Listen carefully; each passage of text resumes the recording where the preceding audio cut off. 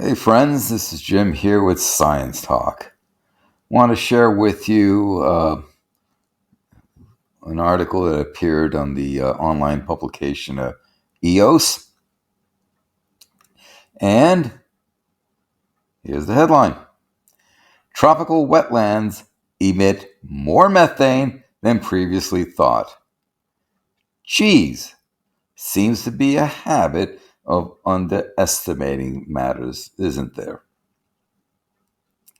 Climate models could be vastly underestimating methane emission from the world's tropical wetland, according to observational surveys of wetlands in Zambia. Okay, now this is just published, written by Rachel Fritz, 13th September 2022. So here is a photo of a plane flying over the Bangweulu wetlands of Zambia from the Facility for Airborne Atmospheric Measurements Research aircraft, and that the wetlands emit far more methane than is predicted by emission models. Since 2007, the world's atmospheric methane concentration has risen at an accelerated rate. Scientists are not sure why. This is probably because methane is a particularly potent greenhouse gas. Yes, it is. It has more than 80 times the warming power of CO2 during its first 20 years in the atmosphere, and it accounts for about 30% of global warming since pre-industrial times. And don't forget, it oxidizes into CO2, so it will still have a warming effect afterwards and beyond. To better understand methane's recent climb and how to mitigate it, scientists are trying to collect more accurate measurements of methane sources, both human and natural. In a new study, Shaw et al. Find that tropical wetlands, which are responsible for about a fifth of the world's methane emissions, are releasing significantly more methane than previously thought. Methane emissions from tropical wetlands are poorly studied, especially in Africa. The researchers set out to help fill this data gap with the first ever airborne surveys of methane released from the wetlands in Zambia, focusing on three of the country's large wetland areas: Bangweulu, Kafue, and Lukanga. And I am probably butchering the name, so I apologize. They used the United Kingdom's Facility for Airborne Atmospheric Measurements, a British Aerospace 146 aircraft fitted with, basically a laboratory full of scientific measurement and equipment and so on. And they take samples and measure things. To estimate methane emissions, they apply three approaches at each wetland site: airborne mass balance, airborne eddy covariance, atmospheric inversion.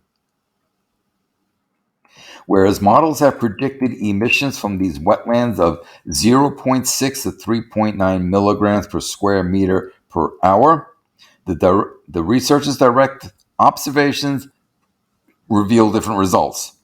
The observed methane emissions were 5 to 28 milligrams per square meter per hour, basically an entire order of magnitude higher. That is significant. That has severe ramifications. These findings hold true for other understudied tropical wetlands. They indicate that global carbon project models significantly underestimate wetlands' contribution to world atmospheric methane. This is concerning because climate change could create a feedback cycle in which increasing rainfall and rising temperatures drive wetlands to release even more of methane.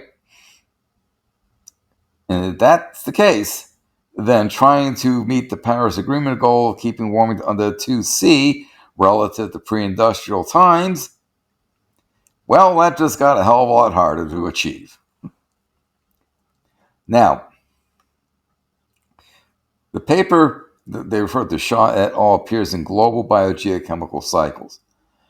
I looked at it, and it is a very intense, very long paper, and about 70% of it is mathematics. So I actually thought about doing going through the paper, doing a deep dive on it.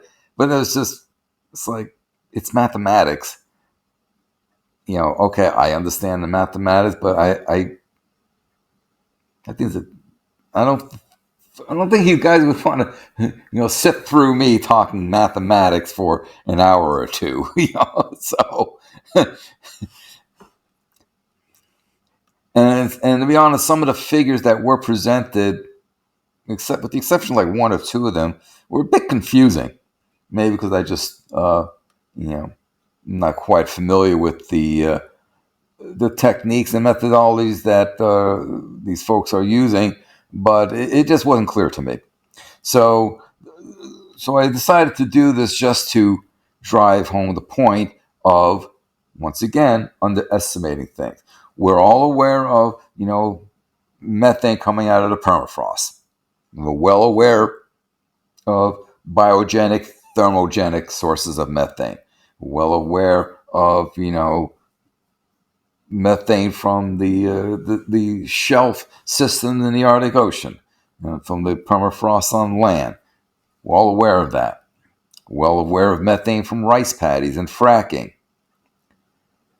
And we were well aware of methane from wetlands, but just an order of magnitude more than we thought.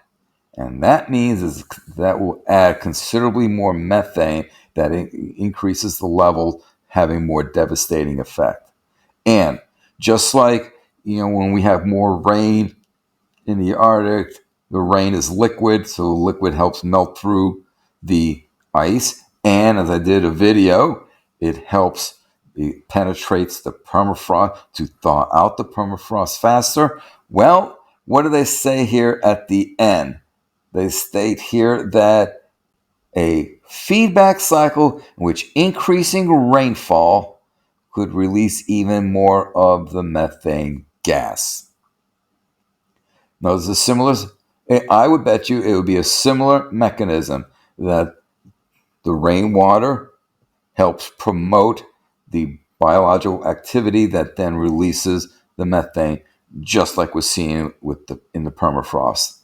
In a study that was done right here in Fairbanks, as a matter of fact, and I did a video on that. So, yeah, more methane. That means a higher CO2 equivalent level in the atmosphere, which means warmer temperatures. So, those of you who questioned me when I stated 5 to 11 C by 2100, probably on track to that. I'm now seeing new estimates of 4 to 5 C by 2050. That's what? 27, 28 years from now? Not too long. So, more fun, right? Not. Okay. Thank you for your time. Talk soon. Hello, folks. This is Jim here with Science Talk, asking you to please subscribe to my channel and to inform others of my channel and of the work that I do. Please share to social media platforms that you use. Also, as a reminder, don't forget to click the bell so that you know when I load up more videos. Finally, I ask that you support the work that I do by becoming a patron at patreon.com. Details in the description box below. Thank you for your support.